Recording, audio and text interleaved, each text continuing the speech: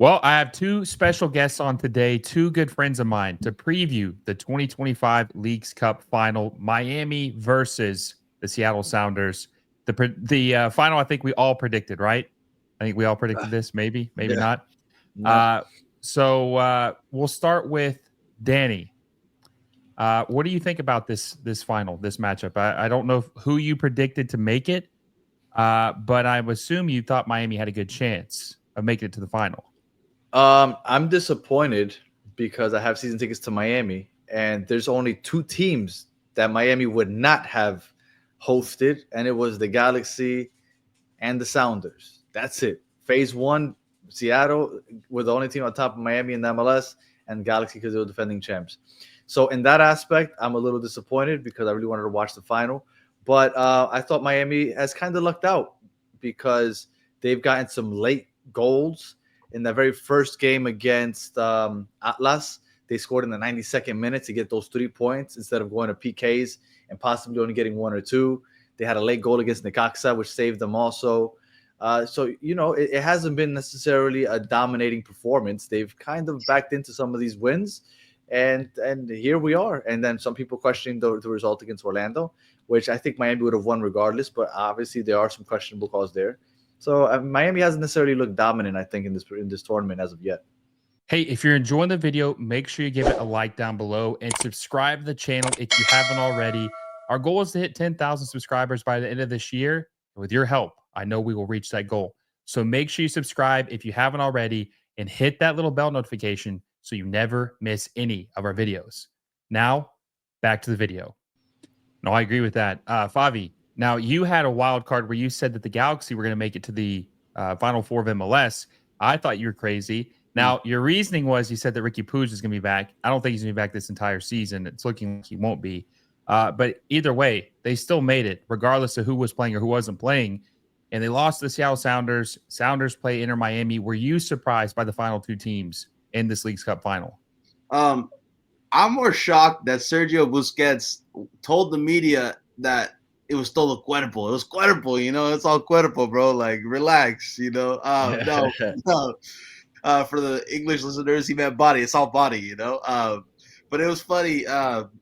Once the Galaxy and Greg Vanney announced that Ricky Puig was possibly not coming back, that team looked like they were all just like they weren't ready for the moment. They weren't ready for the day. I don't know what Greg Vanney was doing. You gotta lie and say he might come back. You gotta tell the media. You gotta tell everybody else that maybe Ricky is coming back. Mix it up. Throw a curveball for the Seattle Sounders because the Sounders had them read like a book, and it was very obvious that they were ready for this Galaxy team, and they took advantage away from home.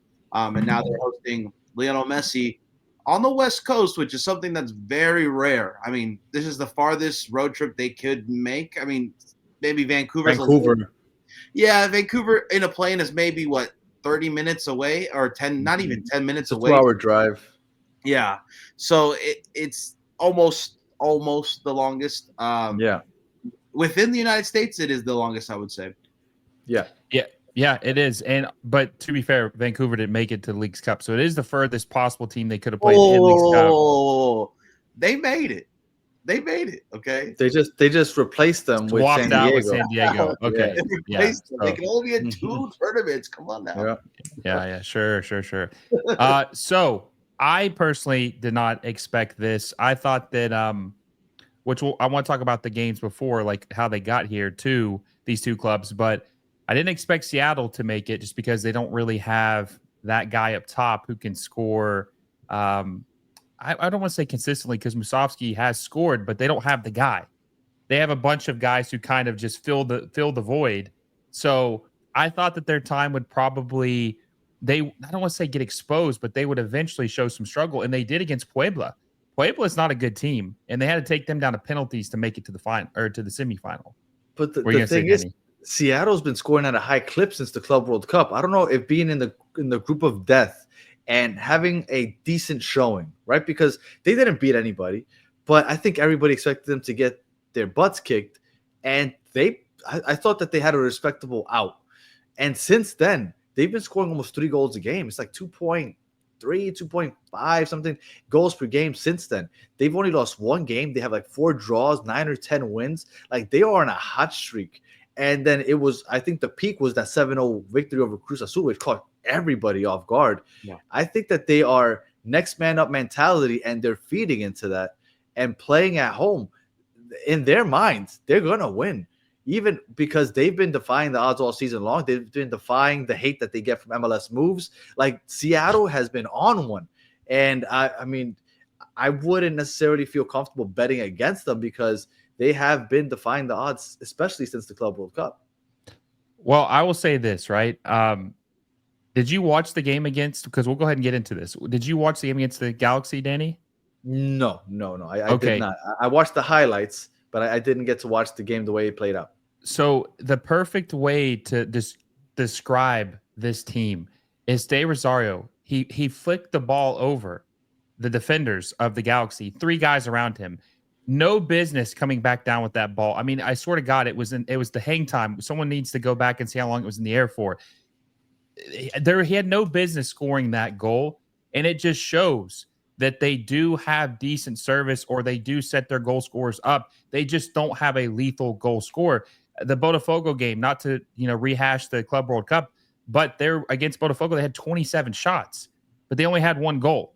So they do get opportunities. They just don't have a lethal goal scorer. And I will say this, and I have been saying this at least the last couple months, if they had a true goal scorer, they would probably be the favorites to win MLS Cup, because they do create the chances. They just don't have a guy who can be a force up top. They just have a bunch of guys by committee, right? It's kind of like you said, next man up type thing. Favi, are you surprised? Okay, so the Galaxy obviously made an incredible run. Leagues Cup Galaxy is what we were calling them, right? You said Ricky Puig, they kind of put the nail in the coffin with him, and that kind of killed their momentum. But were you really more impressed with Seattle winning, or were you more disappointed in the Galaxy losing? You know what I'm saying? Like, was it more Galaxy being bad, or Seattle just being good? Well, the Galaxy were going to Galaxy at some point, right? We were expecting them to maybe not lift at all, but possibly get to a final and get to the CONCACAF Champions Cup qualification. I mean, they still can. Right, they still can. So I don't think their season's a complete wash, but we knew they were going to Galaxy at one point. If you told me the both Club World Cup teams that did well in the Club World Cup were going to make the Leagues Cup final at the beginning of this, I'd say, you know what? That sounds like it should happen, right? So at the end of the day, I'm not too shocked about who's in this final. I think the Sounders deserve it because, I mean, Jordan Morris has been out with an injury. Then like Danny said, next man up, Musovski came in. I'm very familiar with Musovski because he played with Reno, the Quakes affiliate, back in the USL days, where they had affiliates, So it's interesting to see that Seattle's getting the most out of their guys. Pedro de la Vega's woken up. Imagine if they sold him to any of the guys or any of the clubs that were in their division for the Club World Cup. They would not be in this scenario. And Jesus Ferreira has been playing well. Roldan has been playing well. These guys have been playing well for a little bit. If I'm not mistaken, Cristian Roldan is tied with Jordi Alba, or at least one behind, in all-time assists in this Club World Cup in the Leagues Cup tournament. So Roldan has been sneaky good too. So it's interesting to see at least the Galaxy to go out in that way. But I think Seattle deserves every right, and I'm so excited to see 65,000 fans, there to see this Leagues Cup final, because it's gonna be that. And I think this is maybe one of the toughest atmospheres that Messi's gonna run into at his time in MLS. I agree. I think this is the first time that definitely the first time that Messi and Miami have played Seattle together. And this is the first time Messi's played in Seattle since, I think, 2009. It was a friendly with Barcelona, if I'm not mistaken. So it's been a long time since he's played up there. Danny, so let's talk a little bit about Miami, because I do want to talk about this matchup and get your guys' prediction between the two clubs. But Miami obviously routed Orlando very late in the game. I think they scored all 3 goals in the last 25 minutes of the match. Now, there's a lot of controversy. A lot of people thought that obviously the red card that should have been called on Sergio Busquets in the box on Angulo, but there was also the look like a handball on Pasalic, man. I mean, that was close. I mean, you could have went either way. I don't know what your take is on that specific goal, but I honestly think the missed calls, I was going to say real quick, I think the missed calls were pretty even. Like, I don't think it was one way, like tilting the scale one way or the other. Yannick Bright also stopped a goal scoring opportunity on a yellow. I think that one could have been a double yellow. I don't remember that one. I know I've gotten a lot of hate from Miami fans because I thought that it wasn't a handball on Pasalic, and I also thought that it was a foul on Busquets. So, I think that all those things are true. I also think Galesi punched the shit out of Allende in the head. Yeah, sorry for the question. That could have been a card because of. So, I mean, I think that the refs have been questionable all throughout this tournament. Falcon against Necaxa got a red card, and it was rescinded. But because of that red card, they didn't win. They didn't end up with the 9 points. Now, because of the goal differential, it didn't matter because Seattle routed to Cruz Azul. But if not because of that 7-0 victory against Cruz Azul, that could have been a big call. That could have been a questionable. Miami should have been the leaders in phase one, changed the home field for the final. But again, because of the 7-0, that's a moot point. But it hasn't been a well-ref tournament overall. So, I mean, yes, but I do think that it was a penalty by Busquets. That wasn't called. I do think that Galesi punched the crap out of Allende. That should have been called. I didn't think it was a handball in the box. I think it was been poor officiated all the way. And if Orlando wants to be upset, they should be upset at Angulo for blowing several opportunities. Yeah, that one goal he should have. He was 1-on-1 with Ustari. They went wide right. Do you think that the Estadio Allende pull down was that a good call? The red? I thought so. Or the foul? Actually, I think it was a double yellow, right? That was the second yellow, which got him the red. Yeah. Well, the first yellow, I don't think he should have gotten because he never made contact with Rodrigo de Paul. But I'm sure in real time, from where the ref was standing, I'm sure it did look like it. And it's in this sport. People dive all the time and they get the calls. But yeah, I did think that was a yellow. He pulled on his jersey. You can't do that inside the box. You can't do that inside the box and take that chance, especially when you're riding a yellow. And I think that was the game changer. I think Miami wins regardless. Look, I said it from the start. I never thought that Miami would lose this game. You don't beat a good team 3 times in 1 year. One way or another, Miami was going to figure it out. But I did think that was the biggest game changer.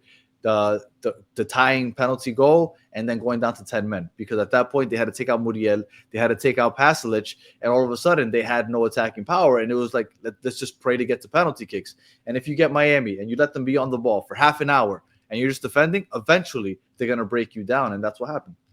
I agree. So let's talk about this game, the final, right? It's a big game. This would be Inter Miami's second Leagues Cup trophy in 3 years. They would have the most Leagues Cup trophies. I know that Leagues Cup was a thing before. I can't remember what year they created it. Yeah, but this iteration, yes, they'd have the most trophies of anyone. So I'll start off with Favi. It's a big game, Favi. Miami has to travel pretty far away. I think Seattle is a good matchup for Inter Miami. I think they counter them pretty well. How do you think this game's going to go? And what are you looking for? Like, what has to happen? Just give me like what you think's going to happen, and then I'll see who you think needs to be big for each team in order for them to win. This is a tough one because I see these teams as somewhat equal coming out of the Club World Cup. I think they've played both. They played well. Nuhu not being available might hurt Seattle, but it also might help Seattle. It depends on who they fill his role with. And they don't have Stephen Fry in the back because Thomas is the goalkeeper of the tournament for the Sounders. So an inexperienced back line or maybe some miscommunication could really hurt the Sounders, and that is very possible. Thomas and Nuhu had a miscommunication in that Galaxy game. Miami's going to punish you with that because you're going to have guys like Suárez, you're going to have Rodrigo de Paul, you're going to have Lionel Messi. Take advantage of small kind of mental lapses, and I think it's going to be a small margin of victory. But I do have Miami winning in this match 2-1, and I think it's going to be a mental lapse of that defense. Danny, what do you think? Who's going to win this match? I was talking to Nick from Scuttlebutt when we were doing a Seattle preview, and he was telling me that Seattle they're going to hold possession, but they are not a overly defensive team. They want to hold possession, and they're gonna press high, and it might be an entertaining game if that's the case. If you tell me that you're gonna play a shootout game with Miami, I would bet on Miami in those cases. But I'm not sure what lineup Miami's gonna bring out because Rodrigo De Paul hasn't looked good playing out wide. He didn't look good yesterday playing out wide. I think that they'll play him centrally, but in that case, then they might take out Bright. It kind of weakens their defense, and then you put Tadeo Allende back in there. Everybody was happy with him because he drew a foul. He had 13 touches all game. He completed like 6 passes. Like he didn't have a good game. Tadeo Allende needs to stay on the bench. I would say, all in all, because it's a final, because it's going to be a very open game according to what I heard from Seattle and what Miami usually plays.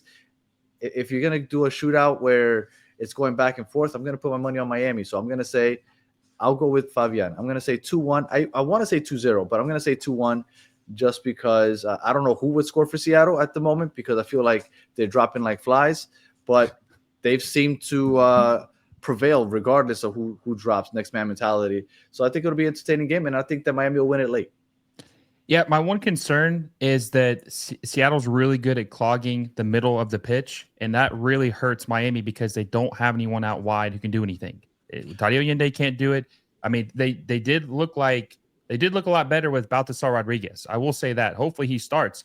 I don't know if you agree with this, Danny. I only got to catch a little bit of your post game, but I think Baltasar Rodriguez was the best player for Miami in that first half.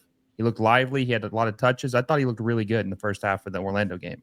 Absolutely, and I was a little disappointed that they benched Segovia because I think Segovia does a great job linking up play, especially in a crowded box with Suárez and Messi, which you saw it on the third goal. Segovia can help break down a low block and somebody that's playing a congested type of defense, but Baltasar apparently can do it also.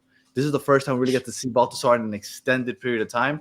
So Baltasar was great yesterday, and Segovia also. So it's good to have those two. Can one of them play on the right side? I don't know. I'm hoping that we can figure out how to get Baltasar out on the right, because I think that if you get those two on the pitch at the same time, linking up play with Suárez and Messi, I think they're going to be very dangerous and very hard to beat. Yeah, one thing that does concern me about Miami and Favi, we've talked about this with the Galaxy, is their defense is their back line is terrible. They're not good. That's their biggest weakness. And we saw Seattle. That's why they were able to beat the Galaxy. Galaxy has a good attack, and they're missing Puig, but they have some good attackers, but their back line is terrible. And Seattle exposed it, and they were able to, score 2 goals and win. So, Danny just mentioned about if Rodrigo De Paul sliding back to more as like an 8 instead of like the right side of the midfield. I'm kind of wondering if they'll maybe try Busquets at center back, because there was a point in that game where they did play him at center back when they made some substitutions. If you want to get the best players on the pitch, I think that Busquets does need to play center back if you want Yannick Bright and Rodrigo De Paul to be on the pitch with Segovia and Baltasar Rodriguez. Do you think they're going to try anything different for this game to try to, kind of look at how, Seattle played the Galaxy and maybe adjust and try to do something different to beat them? No, if we're gonna keep playing a high line, even when we're playing against Orlando, which is deadly with the speed, and they killed you guys with speed, that's the way to beat Miami, right? To play the counter, and they don't seem to care. They end up playing that high line anyway, and just pray for the best. Pray that Angulo goes wide and then he can't finish. They play with fire consistently with that, and I don't think it's gonna change, because the only time that it changes, and I say it over and over again, for some reason, we play against Columbus, we're like, you know what? Let's lock it down. Let's play the counter. Every other MLS team, it's like, we don't believe in them. Let's go. And they won't do it. Orlando did it to them a couple times this year, and they went ahead and they played with fire again yesterday. And they were lucky that they didn't get burned. But I don't think they're going to change. Now, Seattle, I don't think that Seattle has necessarily a bunch of speedsters on there. Rothrock, I don't think is going to be blazing up and down the pitch. So we'll see. Maybe Miami doesn't get burned, but I definitely don't think they're going to change the way they play. And I think that playing Busquets at center back, although it has been a conversation that we've had on the show, I think that you don't want to do that in a final. You don't want to take that chance. One thing I will say too that goes in favor of Miami is, yes, Nuhu's out. I think Nuhu is kind of hit. People were calling him Boohoo Nuhu. They were saying maybe he's hit or miss. He plays a little erratic sometimes. But also Danny Musovsky with the straight red he got against the referee in the Puebla game. Bump. Yeah, he's out for this game too. Yep. So he's their best available striker that they have that's not injured. And, because Jordan Morris is still hurt. Yep. So Favi, I tend to agree. I think Miami would probably end up winning this game because there's some pieces missing for Seattle. But you never know. Miami, there has been several games in this tournament where Miami has looked very shaky and they had to have some late game heroics to win. And Seattle has arguably one of the best defenses in the entire league. And I don't know, man. I have some reservations, but I like to think Miami will probably win. Can I give you a quick stat? Yeah. Since the Club World Cup, it's been 14 games that Miami's played in, right? Whether it be Leagues Cup or just regular MLS regular season. In those 14 games, there's only been 2 games where they allow more than 1 goal. So they do have a shaky defense, but other teams just aren't converting. Now, is it that we're getting lucky? Maybe, because it feels like when I'm watching it, like we're just giving up opportunities. But in the last 14 matches, only twice has a team scored more than 1 goal against us. So that has to count for something. Favi, what do you think? Yeah, no, I think Miami, every time you watch them, it seems like they're on the brink of letting in a goal, and that double post. It's the way Miami plays at this point, right? On your edge of your seat every single time, but they have something that unfortunately Seattle doesn't have, and I don't think any other team has really, and that's Messi magic. And that's the magic of Messi. And I saw Jordi Alba. I mean, actually, Inter Miami might be without Jordi Alba this game. Yes, we kind of have to see. Because he played through that injury where he was just grabbing his hamstring at the last 5 minutes of the game, and Messi just connected with him on Jordi Alba having one leg. So it's something that Miami is very blessed to have, and it's crazy to even say this, but yeah, Messi magic is just another level. I mean, he's gonna get an opportunity. He's gonna find himself in weird positions and weird spaces. And I think he's just unstoppable, especially at this point where he can smell the 37th trophy or the 47th trophy. Yeah, and two, even if Miami has struggled, they have not lost a game in this tournament. Worst result they had was a draw. I mean, they haven't lost a game, and obviously Seattle hasn't lost a game. Yeah, I would pick Miami to win this. I'd probably say something like 2-1 as well. And because when Miami scores a goal, especially when Messi's playing, they never score just one. They always either score 2, 3, 4, 5. That's just how they roll. When Messi's playing, at least. So I'd agree it's going to be 2-1. Last question I have for you guys, each one of you. So give me one player for each team who can't be bad in order for them to win, and you can't use Allende. One player who can't be bad on each team in order for them to win. Seattle, Andrew Thomas. Okay. Yeah. I think Stephen Fry. Go ahead.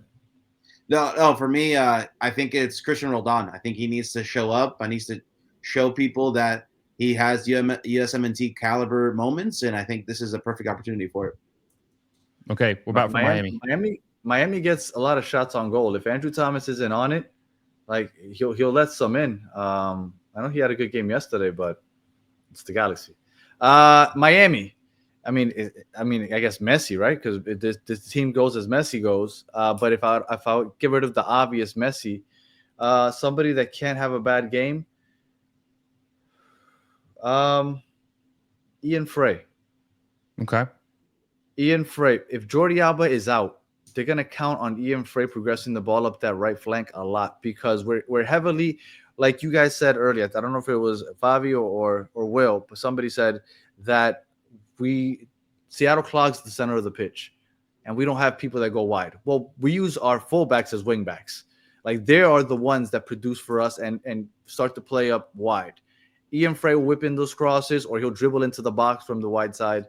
Jordi Alba will also. If Jordi Alba is out, Noah Allen can't do that like Jordi Alba does. We will be relying on the right side and Ian Frey a lot. You'll have to help a lot with those overlapping runs, whether it be the Paul out there or Allende. Ian Frey will be an X factor in this game because we won't have if Jordi Alba doesn't play.